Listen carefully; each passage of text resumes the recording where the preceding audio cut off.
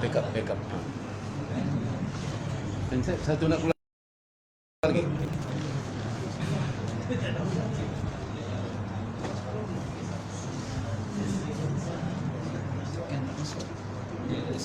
Dia berdengung suara tadi. Oh. Apa sebabnya saya? Tak tahu.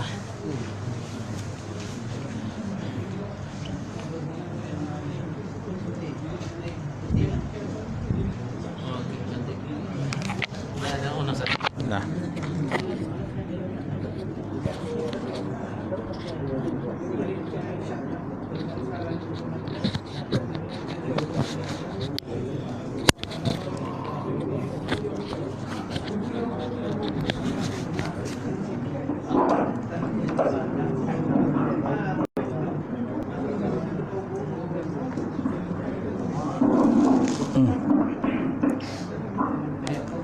Lagi ni Ustaz. Invite friend. Dah. Invite friend. Dah. Jangan kacau lagi. Tak ada saya tekan ini dah.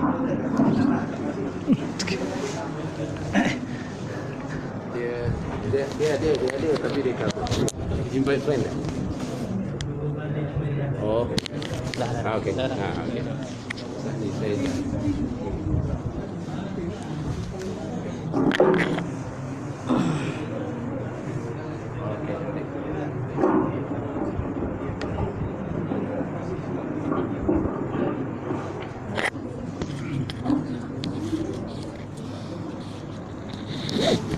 Baik.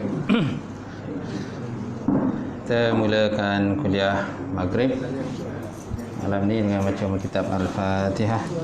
Auzubillahi minasyaitonirrajim. Bismillahirrahmanirrahim. Alhamdulillahirabbil alamin. Arrahmanirrahim. Maliki yaumiddin. Iyyaka na'budu wa iyyaka nasta'in. Ihdinas siratal mustaqim.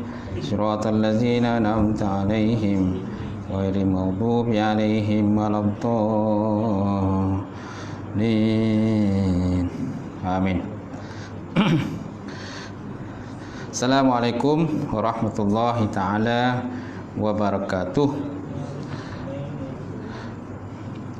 Alhamdulillahillazi arsala rasulahu bil huda wa dinil haqq liyuzhirahu 'ala ad-dini kullihi wa kafa billahi shahida.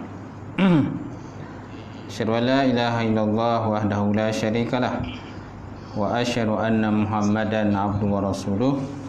Allahumma salli wa sallim ala sayyidina wa nabina wa maulana Muhammad wa ala alihi wa sahbihi wa man da'a bi da'watihi wa sanna bi sunnatihi ila yaumiddin. Rabbi israh li sadri wa yassir li amri wa hlul 'uqdatam min lisani yafqahu qawli. Subhanaka la ilma lana illa ma 'allamtana innaka antal alimul hakim. Wala haula wala quwwata illa billahil alim azim. Allah Subhanahu wa ta'ala fi kitabil azim ba'da auzubillahi minasyaitonir rajim. Wasari'u ila maghfiratin min rabbikum wa jannatin ardu'as samawati wal ard uiddat lil muttaqin alladzina yunfikuna fis sarra'i wad dharra'i wal kaziminal ghaiza wal 'afina 'anil nas wallahu yuhibbul muhsinin. Sadaqallahul azim. Maksudnya naklah segeralah oleh kamu menuju kepada keampunan Allah Subhanahu wa taala dan syurga yang luasnya di antara langit dengan bumi disediakan kepada orang yang bertakwa kepada Allah. Dan orang-orang yang menginfakkan harta mereka sama ada secara pada waktu senang ataupun ketika susah, dan serta mereka itu menahan kemarahan dan memaafkan kesalahan orang lain. Allah Ta'ala mencintai orang-orang yang berbuat ihsan. Waqala Nabi SAW, la yu'minu ahadukum hatta hawahu taba'an lima jitu bih. Maksudnya tidak sempurna iman salah seorang kamu sehingga hawa nafsunya cenderung ataupun akur terhadap apa yang aku bawa, kata Rasulullah SAW. Alhamdulillah. Yang mati Fadil itu imam kita, seterusnya dihormati Tuan Bilal, kemudian pengurusi surau, jawatan surau, muslimin, muslimat, muslimat ada yang dirahmati Allah. Alhamdulillah kita panjatkan budi syukur kepada Taala. Kita dapat bersama malam ini untuk kita sambung. Malam ini kita baca bab fiqh sambungan hari itu, aib yang membolehkan fasah perkahwinan. Dah habis ke belum? Belum kan? Aib yang boleh fasah perkahwinan. Belum habis kan? Belum Baik. InsyaAllah kita sambung sikit lagi berkenaan dengan aib yang boleh fasahkan perkahwinan. Ya, 8.0 di muka surat 242. Qala musannifu rahimahullah ta'ala wa nafa'ana bi ulumihi fi darin amin. Memberi tempoh dalam masalah mati pucuk. Memberi tempoh dalam masalah mati pucuk. Mati pucuk tahu tak? Pokok tak kena siram. Dikacun kan ke apa? Kok salah bu baju? Anai. Allah, Masya Allah. Okay. Masalah besar mati pucuk ni. Baik, memberi tempoh dalam masalah mati pucuk. So mana bila berapa lamakah tempoh dia yang dibenarkan oleh dibenarkan kepada suamilah untuk merawat masalah tadi. Jika suami terbabit mati pucuk, hakim naklah memberi tempoh selama setahun komariah. Hakim naklah memberi tempoh selama setahun komariah. Hal ini adalah kerana kemungkinan mati pucuk boleh sembuh dengan perubahan musim. Dengan perubahan musim tadi, musim panas, musim sejuk kan? Tak? Mana tahu kalau musim panas dia okey, musim sejuk tak okey. Ni masalahnya musim panas sejuk sama je. Musim bunga pun macam tu juga. Tak okey juga. Jadi maknanya hakim berpandanganlah kan dibagi tempoh selama setahun komariah untuk merawatlah. Jangan tak dirawat. Pergilah cari ubat ke apa kan. Okey. Pakailah orang kata ubat apa-apa tu. Tapi kalau boleh ubat-ubat yang dibenarkan oleh Kementerian Kesihatan lah, KKM kan. Yang dibenarkan. Ini pakai ubat yang tak senonoh. Jadi akhirnya daripada mati pucuk, jadi akhirnya mati yang lain pula. Habis semua mati. Okey. Sebenarnya dia nak rawat mati pucuk je. Jadi bila dah salah makan ubat, bukan mati pucuk je, mati lain pun habis semua. Okey, baik.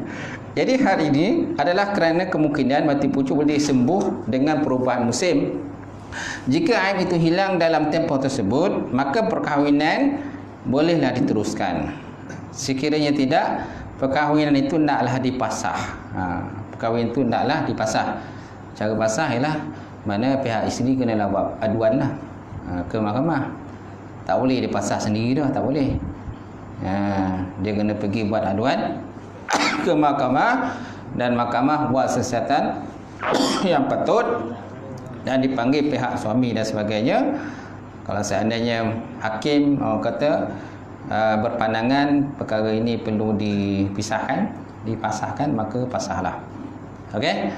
Cuma kita kena tahulah pasah ni ialah satu, kalau berlakunya pasah maksudnya tidak dibenarkan rujuk dalam masa iddah. Bila berlaku pasah kan, mana-mana satu perkahwinan berlaku pasah dalam tempoh perempuan ti masih dalam iddah, pihak suami tidak dibenarkan merujuk, ataupun bekas suami tidak dibenarkan merujuk isteri dia. Kalau nak bersama semula, mestilah selepas habis iddah itu buatlah akad nikah yang baru semula. Itu pun kalau nak bersama semula lah. Kalau tak nak, teruslah. Mungkin carilah orang kata orang lain pula. Yang perempuan mungkin cari orang lain, lelaki lain. Yang lelaki pula cari lelaki, perempuan lain pula. Masalah penyakit dia tak dirawat. Penyakit dia tak dirawat. Dia pula tak nak mengalah. Dia pergi pula nikah dengan perempuan lain. Bila nikah perempuan lain, macam tu juga masalah lain. Tak selesai juga kan. Dia sendiri yang kena berubah. Baik. Ini berdasarkan hadis Nabi sallallahu alaihi wasallam an Umar ibn Khattab radhiyallahu taala anhu annahu qala fil inni yu'ajjalu sanatan fa in qadara 'alaiha wa illa furiqa bainahuma walaha al-mahru wa 'alaiha al-iddah. Kama qala Rasulullah SAW, hadis riwayat daripada Imam Baihaqi. Hadis ni terima daripada Sayyidina Umar bin Khattab radhiyallahu taala anhu annahu bahwa sesungguhnya qala berkata ia fil innin. Sesungguhnya Nabi SAW telah berkata ia di dalam masalah mati pucuk. Dalam masalah mati pucuk. Apa kata Nabi SAW dalam masalah mati pucuk? Yu'ajjalus sanah. Yu'ajjalu makna diberi tempoh selama setahun. Fa'in qadara 'alaiha. Maka jikalau berkuasa ia, kan? Maka jikalau kuasa dia, maka bolehlah bersama semula. Wa illa, dan jikalau tidak, furiqa bainahuma, dan jikalau tidak, nescaya difarakkan antara keduanya. Walaha, dan baginya perempuan itu al-mahru, tetap mendapat mas kahwin. Perempuan itu tetap mendapat mas kahwin juga.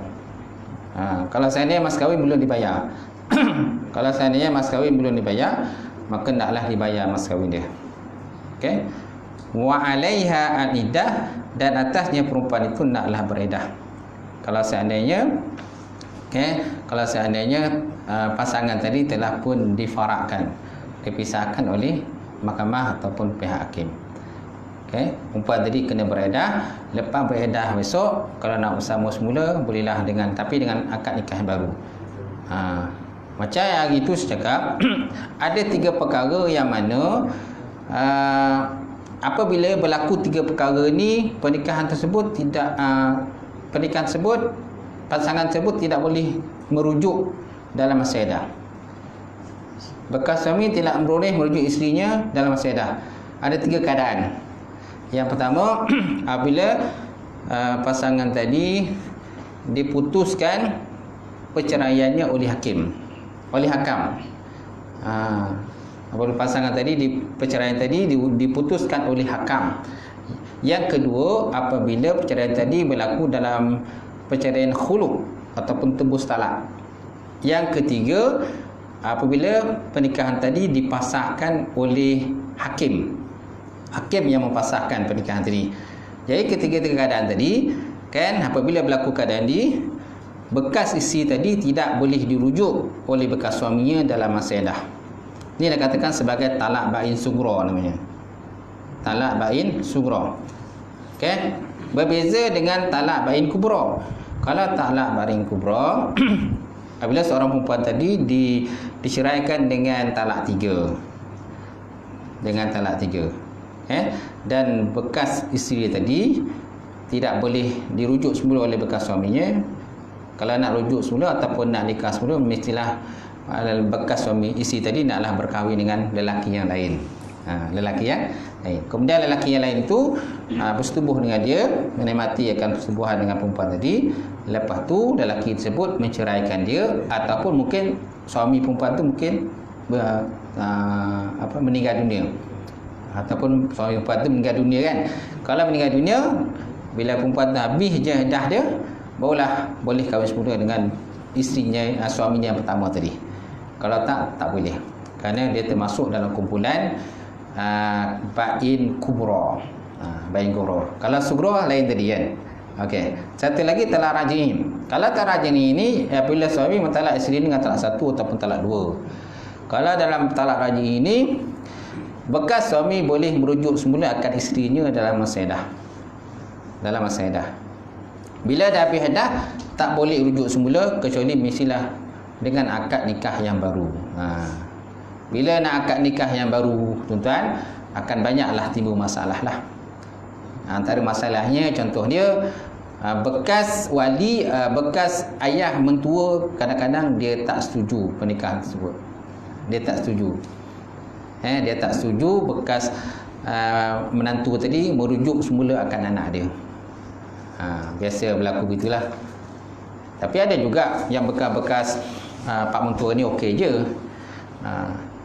Okey, tak ada masalah dia kata. Kau nak rujuklah si kau balik. Nak nikah semula boleh lah, tak apalah kata. Tapi ada juga kadang-kadang wali tak nak. Bila wali tak nak, ini masalah sikit.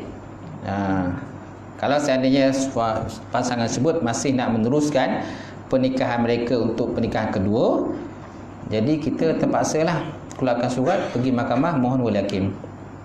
Mohon wali hakim kerana kan bekas pak mentua dah tak berkonan lagi dengan bekas menantu lah. Tapi kedua pasangan ni nak bersama semula. Awak macam mana?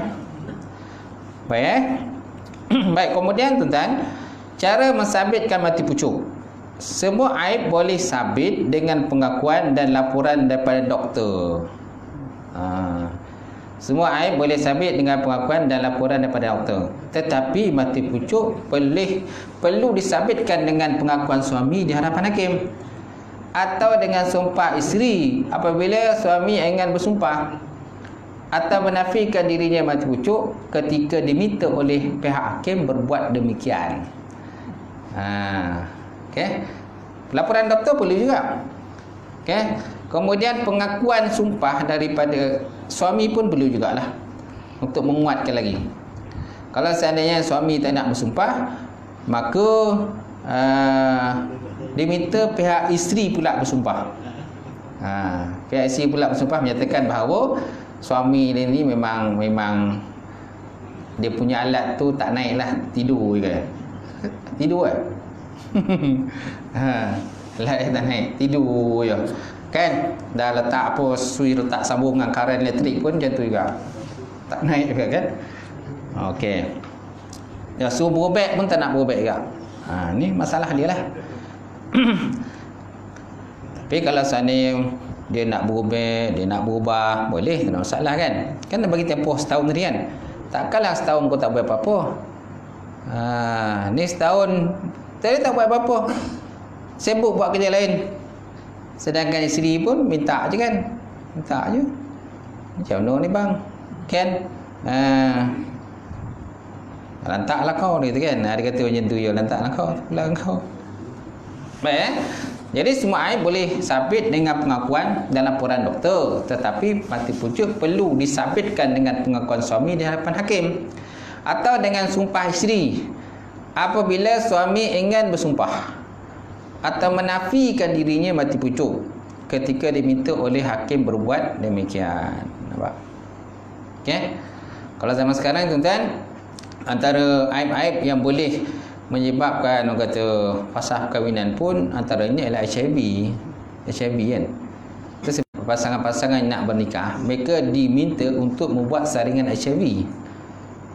Kalau tak buat saringan HIV, memang kita tak proses lah orang tersebut. Tapi kalau seandainya pihak lelaki lah contohnya, tapi kalau lepas 6 bulan digalakkan ambil semula saringan HIV lah. Tapi kalau seandainya pihak pendaftar nikah ataupun juru nikah berkeyakinan bahawa kan walaupun dah lebih daripada 4-6 bulan dia punya valid dia tadi, saringan HIV itu dah lebih 6 bulan dah. Dia buat saringan HIV sekarang bulan berapa? Contoh sekarang ni bulan 2. Dia buat secara Nabi itu contohnya bulan 8 tahun lepas. Bulan 7 ataupun bulan 8 tahun lepas, maknanya dah lebih 6 bulan kan. Kalau dah lebih 6 bulan, kalau ikutkan Kementerian Kesihatan, dia minta kita pasangan tu buat semula saringan HIV. Tapi bergantung pada juru nikah lah. Kalau juru nikah berpandangan bahawa budak lelaki ni, contoh dia ni memang orang yang soleh punya lah, dia ni rajin ke datang ke masjid, datang ke surau kan. Walaupun dia punya saringan HIV itu lebih daripada 6 bulan dah kan, tak perlu buat lagi sebelum, tak apa. Tapi kalau tak yakin dengan lelaki itu atau perempuan tadi, mintalah dia buat saringan HIV semula kalau dah lebih daripada 6 bulan macam tu. Okey? Boleh? Kemudian untuk khusus para perkahwinan, hanya pasangan-pasangan yang belum pernah berkahwin saja kan diminta untuk mengikuti kursus pra perkahwinan. Kalau pasangan yang pernah berkahwin, tak perlulah ikut usul perkahwinan. Kalau nak ikut pun boleh. Nak ikut pun boleh. Okey? Contohlah tuan-tuan lah, rasa nak tambah seorang lagi kan. Rasa agak mampu lah nak tambah seorang lagi kan. Jadi nak kahwin lagi seorang. Okey? Kalau tuan-tuan nak kahwin lagi seorang, tuan-tuan tak perlu lagi mengikut khusus perkahwinan itu. Kalau tuan-tuan memang daripada dulu tak pernah kahwin, itu kena ikut khusus perkahwinan. Kalau dah pernah ikut, tak boleh ikut. Ataupun dah pernah berkahwin kan, lepas tu contohnya bercerai ke, ataupun taraf duda kan, ataupun taraf janda, kemudian nak berkahwin, tak perlu lagi ikut khusus perkahwinan itu. Bukan lagi syarat pada kita lah. Tapi kalau nak ikut, boleh, tak ada masalah. Pergilah. Tak ada masalah. Tapi kena bayar lah. Tak ada peri dah. Ikut khusus perkahwinan tu dia tak ada bayar, tak ada peri dah. Bayar. Saya tak tahu berapa bayaran, tapi ada bayaran lah. Macam tu. Bayar tuan. Kesan daripada perkahwinan yang difasah kerana aib. Fasah yang dituntut oleh suami atau isteri kerana aib tersebut mungkin berlaku sebelum atau selepas persetubuhan, atau mungkin aib itu wujud sebelum persetubuhan atau selepasnya.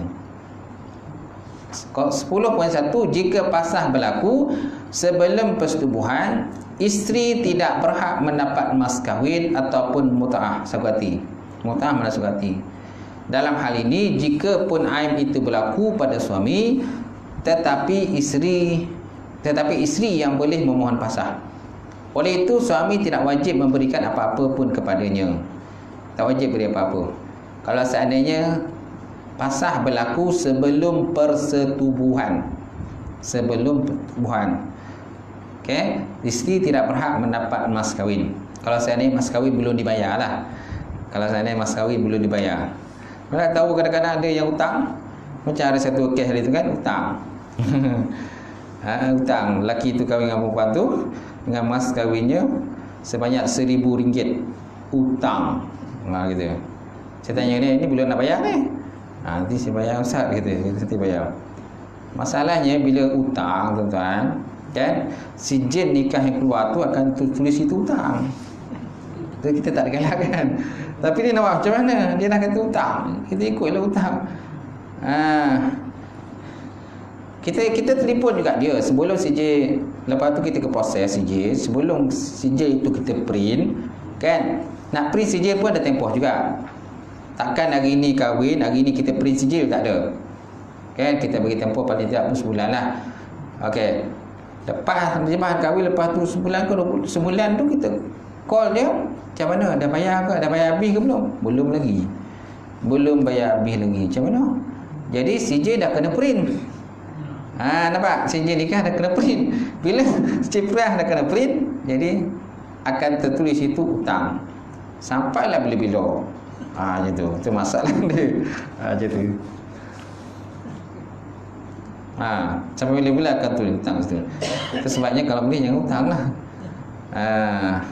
Tak tahulah apalah masalah lelaki tadi. Lelaki tadi mungkin dengan bakal pak mak pak mentua kan, tak tahu masalah apa. Okey, ada kelih masalah kan. Jadi bakal pak mentua tokan dia lah. Kau nak kahwin boleh, tapi kena bagi RM1,000. Mana RM1,000 tak ada ni, macam mana? Tak ada, RM1,000 juga. Hutang boleh tak? Hutang. Itu jadi hutang tu. Baik tuan-tuan. Kemudian jika aib itu berlaku pada isteri, dia juga tidak mendapat apa-apa hak kerana fasah itu berpunca daripadanya. Dalam hal ini dia seolah-olah orang yang menuntut fasah. Jika aib itu berlaku pada isteri, ini dalam bab belum berlaku persetubuhan. Belum berlaku persetubuhan. Kemudian jika fasah berlaku selepas persetubuhan pula, macam mana? Persetubuhan dah berlaku. Jika fasah berlaku selepas persetubuhan disebabkan aib yang berlaku seiring dengan akad nikah, atau yang berlaku di antara waktu akad nikah dan persetubuhan yang tidak diketahui oleh suami, maka isteri berhak mendapat mas kahwin. Isteri dia berhak mendapat mas kahwin. Kalau seandainya persetubuhan telah berlaku lah, maka isteri berhak mendapat mas kahwin. Kalau seandainya mas kahwin belum dibayar, isteri berhak mendapat mas kahwin. Kemudian 10.3, jika pasal berlaku selepas pertubuhan disebabkan aib yang juga berlaku selepasnya, isteri wajib diberi semua mas kahwin yang dinyatakan di dalam akad. Ulang balik, jika pasal berlaku selepas pertubuhan disebabkan aib yang juga berlaku selepasnya, isteri wajib diberi semua mas kahwin yang dinyatakan di dalam akad nikah. Hal ini adalah kerana mas kahwin telah wajib disebabkan persetubuhan sebelum wujudnya sebab untuk mempasahkan perkahwinan. Oleh itu pasal yang berlaku tidak mengubah kewajipan memberi mas kahwin. Walaupun pasal berlaku, kan mas kahwin tetap perlu dibayar. Cuma saya cakap tadi, bila empat pasal ni tuan-tuan, kalau berlaku empat pasal, perceraian sebabkan pasal, bekas suami tidak boleh merujuk semula isteri dalam masa iddah. Dalam masa iddah tak boleh rujuk kerana dia termasuk dalam ba'in sugra. Lepas habis iddah boleh, tapi dengan akad nikah yang baru. Bila akad nikah yang baru, sama juga, sama seperti orang yang baru mohon nikah, perlukan prosedur sana, prosedur sini. Saya kena bayar mas kahwin. Kalau nak hantaran, mungkin nak perempuan tu minta hantaran, nak minta hantaran kena bayar hantaran pula, kan? Lepas itu nak cari wali dia pula. Itu sebabnya kadang-kadang di kalangan pasangan ini, sebab dia bongih, dia marah dengan pasangan dia, kan? Dia sebenarnya dia ada tempoh, dia ada masa untuk rujuk isinya dalam masa iddah. Tapi sebabkan dia bongih, kan, dia tak sedar isi itu dah habis iddah dah. Bila isi dah habis iddah, baru dah sibuk dia nak rujuk semula dengan isteri dia. Bila isi dalam tempoh iddah, kan, contoh dia cerai ke isteri dengan talak 1, talak 2. Disebabkan dia bongih benar dengan isteri tadi, kan, sepatutnya dalam masa iddah tu dia boleh mesti rujuk lagi dengan isterinya, tak perlu akad nikah baru. Tapi sebabkan dia ni bongih, sampai kan bekas isteri tu dah habis iddah dah. Dah habis iddah baru ingat. Baru dia nak menyesal, baru nak rujuk semula. Bila rujuk semula, perlu akad nikah yang baru semula lah. Kadang-kadang ada yang kadang-kadang 1 hari lagi isteri nak habis iddah. Ada? 1 hari lagi isterinya nak habis iddah. Masa itulah tuan-tuan dia kelang kabut sana, kelang kabut sini. Kan? Dia pujuk isteri dia, kan? Pujuk isteri dia. Kadang-kadang dia bawa isteri dia, dalam kereta, dia turun, isteri tak nak turun. Dia turun masuk dalam pejabat, kan? Isteri duduk dalam kereta tu, tak nak turun. Sibuk nak rujuk semula. Habis tuan nak rujuk, tapi isteri mana? Macam mana nak rujuk apa? Pergilah pengisi, pergilah pujuk. Masa tu lah pergilah pujuk. Isteri kata boleh, tapi jangan bagilah dalam 2,000 ke 3,000 kata. Boleh macam tu lah. Jatuh pula cara orang kata. Macam tu.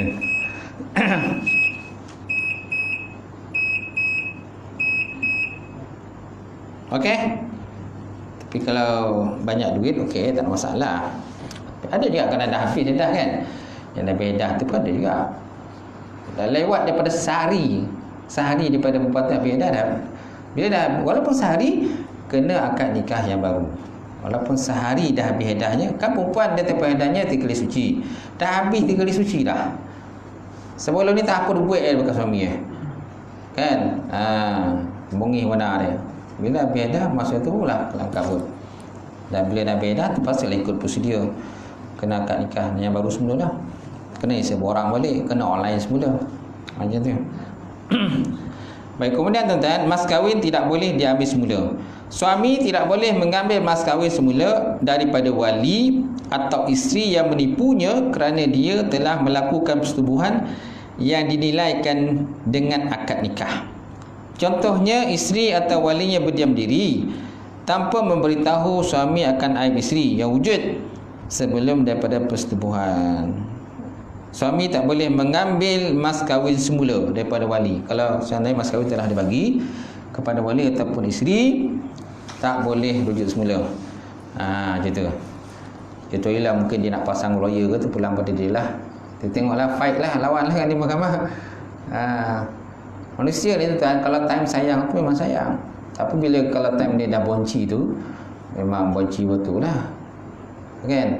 Bila sayang tu sanggup bagi kereta, bagi rumah. Antaranya apa ni? Sebuah rumah banglo, nampak? Berapa harga rumah ni? Dalam 500,000. 500,000 harga rumah tu. Hantaran sebagai hantaran. Time sayang lah. Time sayang kan. Bila time tak sayang? Bila time tak sayang tu minta lah balik. Minta lah pasang peguam lah, macam-macam lagi lah. Kenapa nak dapatkan balik semula benda tu? Macam tu lah. Bila dah tak sayang lah. Okay? Itu sebabnya tuan-tuan, bila sayang ni berpada-pada lah. Bila sayang. Kemudian dia dah tukar pula nama tu.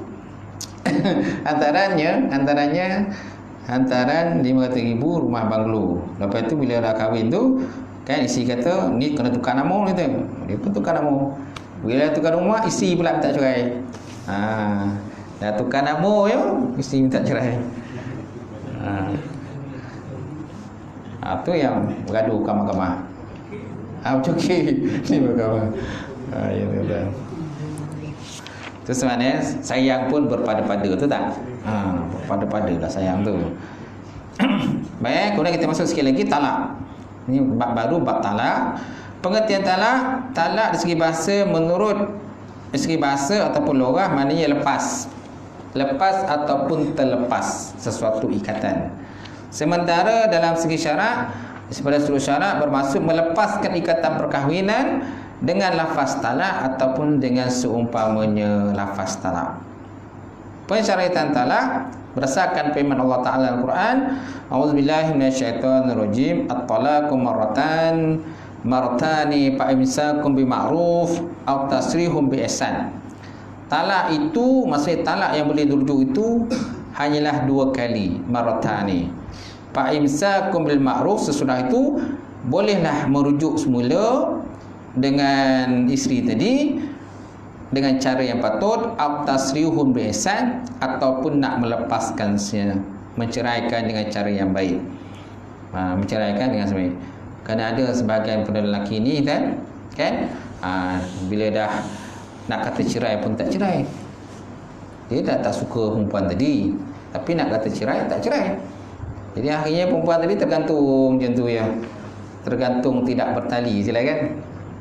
Ni kira dah mendera ataupun menyeksa lah perempuan tersebut. So maknanya kalau tak suka mana-mana perempuan tu telah ceraikan je lah. Kalau dah tak suka, janganlah kata dibiarkan terkantung-kantung macam tu. Nak kata ada suami, tak ada pula. Nak kata ada tak ada, nak kata tak ada ada. So tak jelas kan ada ni. Sedangkan suami masih lagi tak nak beritahu lah keadaan sendiri. Dan juga firman Allah Subhanahu Wa Taala lagi, ya ayuhan nabi iza talaqtum nisaa fatallikuhunna liiddatihinna.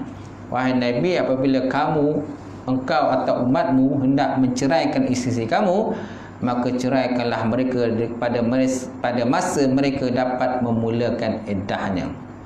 Pada masa mereka dapat memulakan iddahnya. Okey. Cuma cerai ni kan dia ada banyak juga pembagian je lah. Ataupun talak dia ada banyak pembagian dia. Dia ada talak qat'i, ada talak sunni dan sebagainya. Ada bukan sunni, ada bid'ah. Kita lihat kemudian lah. Kemudian dalil pada hadis Nabi SAW berkaitan dengan talak. Qala Nabi SAW, abghadul halal ilallah at-talaq. Perkara halal yang amat dibenci oleh Allah Subhanahu Wa Taala ialah perkara talak. Ini benda yang dibenci oleh Rasulullah SAW ataupun oleh Islam itu sendirilah. Tapi kalau saat ini tuan-tuan tidak ada penyelesaian kepada masalah rumah tangga tadi, maka Islam membolehkan talak. Apabila satu rumah tangga tu dah tak ada dah cara penyelesaian dia, dengan rumah tangga yang berantakan kan, yang asyik bergaduh sana bergaduh sini kan, bila berjumpa tu balik rumah tu bergaduh je kan, dengan periuk belanga semua terbang sana terbang sini. Jadi lebih baiklah tuan-tuan kan pergi ke mahkamah kan, minta perintah mahkamah supaya bercerai. Gitu kan. Dengan bercerai tadi akan kemungkinan ada hikmah dia tadi. Jadi kemungkinan lepas tu masing-masing bolehlah membina hidup yang baru semula. Sebab kalau seandainya masih lagi jadi orang kata suami isteri sedangkan asyik bergaduh aja, jadi seumpamanya macam berada dalam penjara tu kan. Lebih baik berpisah macam tu. Sebabnya Islam membenarkan perceraian. Kemudian hadis lain menyatakan bahawa an Ibnu Umar radhiyallahu ta'ala anhuma qala kanat tahti imra'atun uhibbuha wa kana abi yakrahuha fa amarani abi an utallikuha fa abaitu fa zakartu zalika ila nabi sallallahu alaihi wasallam fa qala ya Abdullah ibnu Umar tallik imra'ataka. Hadis ni terima daripada Abdullah ibnu Umar radhiyallahu taala anhuma. Dia kata, aku punya isteri yang aku sayangi, tetapi ayahku pula tak suka dengan perempuan tadi dan meminta aku menceraikan dia. Lalu aku enggan menceraikan isteri tadi. Isteri aku tadilah, kata Abdullah bin Umar. Lalu perkara tadi diberitahulah kepada baginda Rasulullah sallallahu alaihi wasallam. Lalu baginda bersabda, wahai Abdullah bin Umar, ceraikanlah isterimu itu. Ceraikanlah isterimu itu. Kenapa? Kerana ayah dia minta supaya menceraikan isteri dia. Macam tu. Sebenarnya Umar menceraikannya dengan kerelaan dia sendiri dan juga atas nasihat daripada baginda Rasulullah sallallahu alaihi wasallam, tuan-tuan. Okay. Kemudian lafaz talak juga termasuk lafaz-lafaz yang kita tak boleh main-main. Dia ada 3 lafaz yang kita tak boleh main-main, tuan-tuan. Nabi SAW bersabda, salah satun jidduhunna jiddun wa hazluhunna jiddun. 3 perkara kan, kalau kita bersungguh-sungguh dia menjadi bersungguh-sungguh, dan kalau kita main-main dia menjadi bersungguh-sungguh. Apa dia? Yang pertama an-nikah, lafaz nikah. Yang kedua lafaz talak, lafaz talak. Dan yang ketiga lafaz raja'ah ataupun rafa rujuk. 3 lafaz ni dia tak boleh main-main. Kalau kamu main-main dia menjadi bersungguh-sungguh, dan kamu bersungguh-sungguh pun dia akan jadi main-main. Kan? Contohlah seorang guru contohnya dia memain dia kan ada satu video Arab kan. Ada satu video Arab di mana syekh tu dia mengajar tentang bab talak kepada anak murid dia. Anak murid dia lelaki. Dia mengajar bab nikah. Dia mengajar bab nikah kepada 2 orang murid dia lelaki. Yang syekh ni pula, yang guru ni pula ada anak perempuan.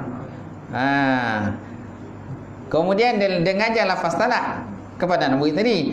Maka anak murid tadi dia tak faham. Dia minta guru dia buat contoh. Maka guru tadi pun buat contoh. Bila guru tu buat contoh, kan saya nikahkan akad nikah dengan anak perempuan saya. Guru tadi buat contoh.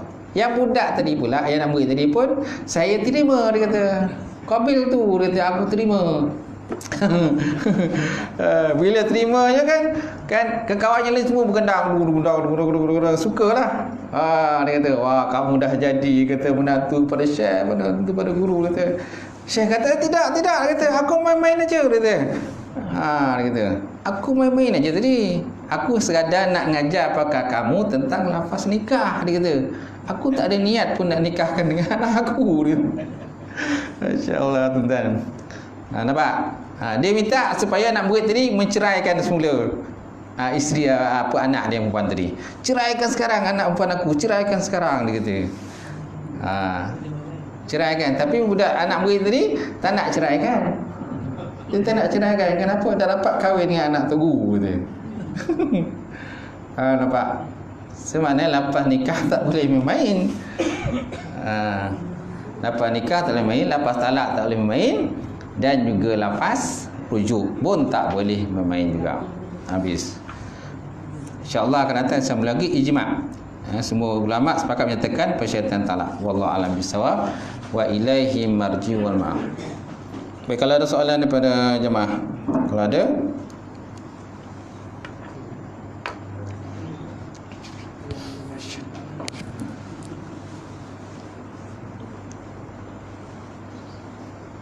tak ada?